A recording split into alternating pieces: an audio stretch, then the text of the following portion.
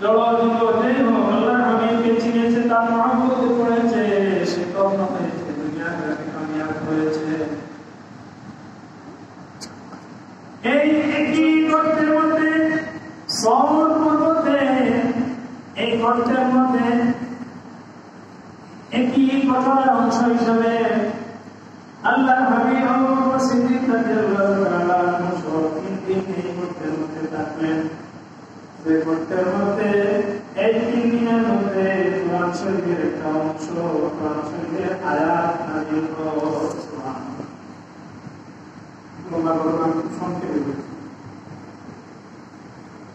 গর্তের মধ্যে 3 দিন যাবত অবস্থান করছেন আল্লাহর হাবিব আবু বকর সিদ্দিক। অনতি দূরে একেবারে সামনে কাফিরদের দল তার করে আসছে। একটু তল্লাশি করলে পেয়ে যাবে, তারা ধরা পড়ে যাবেন।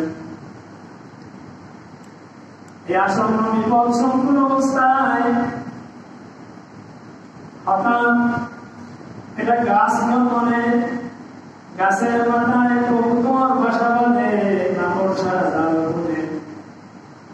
অতি অল্প সময়ের মধ্যে একটা গাছ জন্ম নিল। গর্তের মধ্যে আমার নবী এবং উপস্থিতি, সামনে দুশ্মন। খুব জটপট, খুব কঠোর একটা গাছ জন্ম নিল।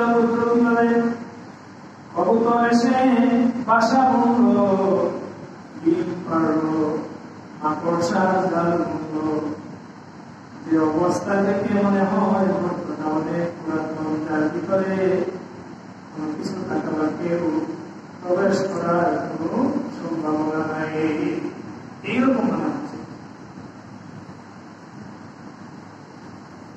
অথচ তার একটু প্রকট হলে মাত্র সামনাসামনি করে। এই যে আল্লাহর হাবিব মুহাম্মদ রাসূলুল্লাহ সাল্লাল্লাহু আলাইহি ওয়াসাল্লামের বিপদ সম্পূর্ণ অবস্থায় চরম বিপদের দুর্দিনের সময়ে কবুতর আল্লাহর হাবিবকে সাহায্য করলো, মাকড়সা আল্লাহর হাবিবকে সাহায্য করলো।